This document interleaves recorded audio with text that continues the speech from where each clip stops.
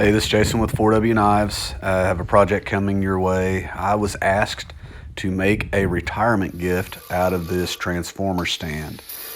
So what I'm going to do is cut it up and make a San Mai out of it.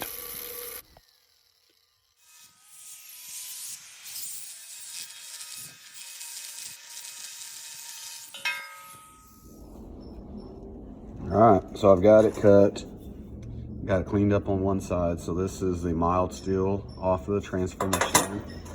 Some 1075 for the core, and then the other piece of mild steel. So we'll get our San Mai started for our hunting knife that we're going to make.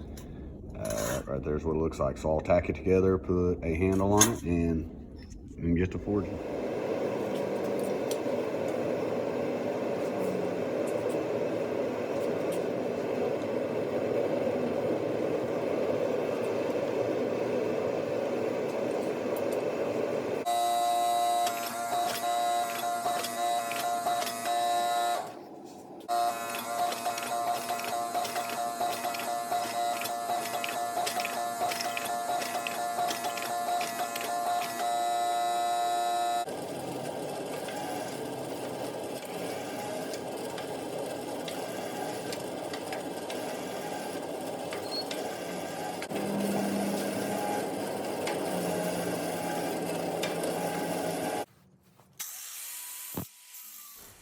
After forge welding the San Mai together, I'm going to use a stock removal method to shape the knife. I do this because with San Mai, it's important to keep the core centered, and it's just easier to do it this way. I normally like to hand forge out my hunting knives, but it just doesn't make sense in this situation.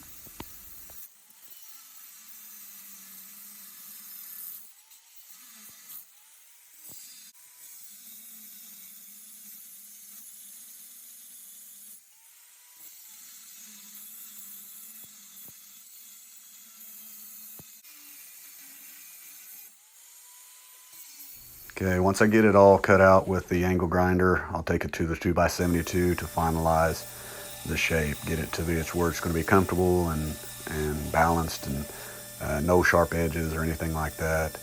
And then I'll clean it up on the flat platen, getting rid of any of the imperfections brought on by the forge welding process, and to make the hand sanding later on easier. Then the matter of drawing a line to get my center edge and grinding a 45 down to that center line. Once I get the center line, I'll work the bevels back towards the spine. This just being a rough grind, it's not going to be exact. It's just going to get me started.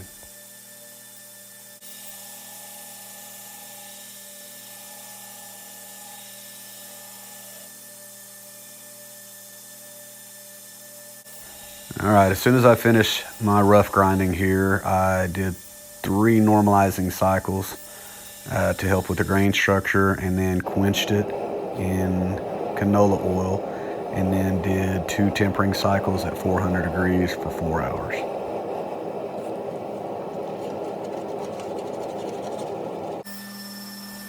After the heat treat, I'll go back to the 2x72 and just clean it up, remove any scale that was formed during the heat treat, and finish out the bevels. I'll go through a series of belts going from 80 to 120, then to some Trizac belts, which equal about a 240, a 400, and then an 800.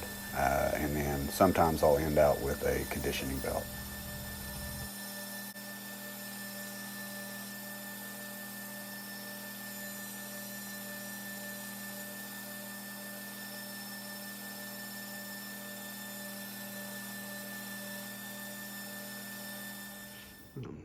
All right, I'm going to show you pre-fit up on the handle. I'm going to try to hold this still best I can, but I'm just holding it by my hand, so I apologize if I wiggle. But what I've got is some black G10 liner. That is going to be the base. I'm going to come in with some walnut scales.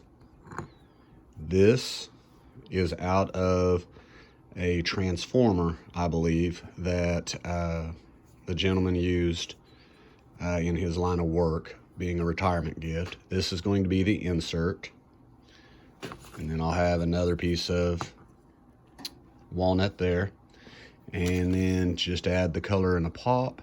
I will come with white G10 spacers for the insert. I will get those glued together. I'm not going to show that, but I'll probably show a little bit of it whenever I put it on the handle and the shaping and everything for it. All right, here's the blade out of hand sanding, and I etched it for 15 minutes. Took some 1500 grit sandpaper and Windex and sanded it down. You can just see on the bottom edge where the high carbon steel is. The rest of it is the mild steel from the transformer stand. So just enough. The backside doesn't have as much carbon edge showing, but it's plenty. Would have liked to add a little bit more, but the cutting edge will be strong, so this will be a workable knife. So now the next step is putting the handles on, and this is what I'm working with. Got it glued up already to the G10 liner and got the inserts put in. Show you something that I've done. I drew lines that represents the insert to make sure that whenever I place it on the scale, I don't get drill through the insert. I don't want to drill through the insert. I want to drill above and below it.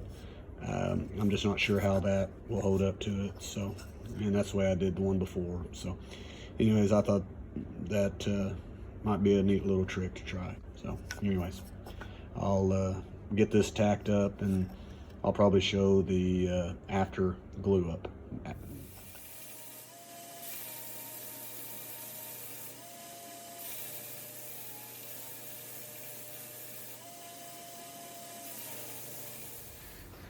All right, so right before I do my contouring on the grinder, I thought I'd show you my process. Not the best process. There's better ways, as I keep saying, and I can't emphasize that enough. Other guys have much better ways. It's more precise.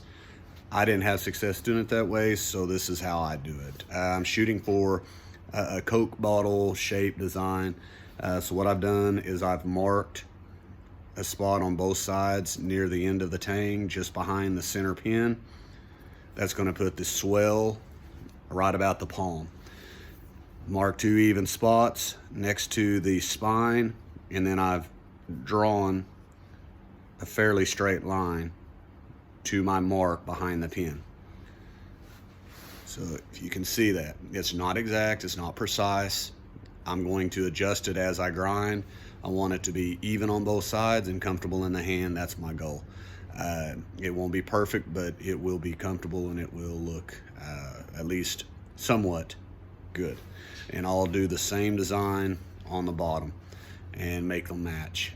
I'll show a little bit of it, and I've got, I don't know if you can see, I've got the little curve here. Let's see if I can figure it out. And that's, again, not going to be exact. I'll use the bottom of the wheel here for that, and I'll just grind in the little curve part back here so we have a flare at the bottom. Not precise, just how I do it.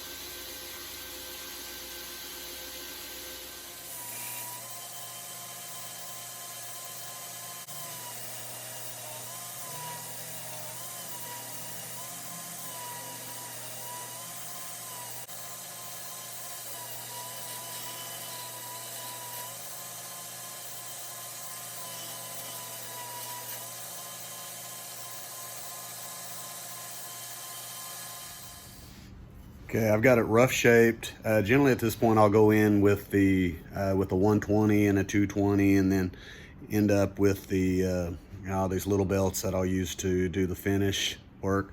But as I was rough grinding, I found a little crack. It's not a crack, it's just more of a gap in between the spacer, the G10, and the wood on the scale. It's very small. It just looks like maybe some dirt or something got in it. So what I'll do before I do my finish grinding is I'm gonna go mix up a little bit of epoxy with some walnut dust that'll match the color, and then I will pack it in there and then sand it clean, and you'll never be able to tell that it was there. Okay, and here it is after many hours of hand sanding on the handle. The glue up on to fill the gap worked perfectly. Can't tell at all. I was very pleased with it. This insert that came with a transformer, it turned out really cool. I was very, very happy with that. It matches well with that color of the wood being so dark with the walnut.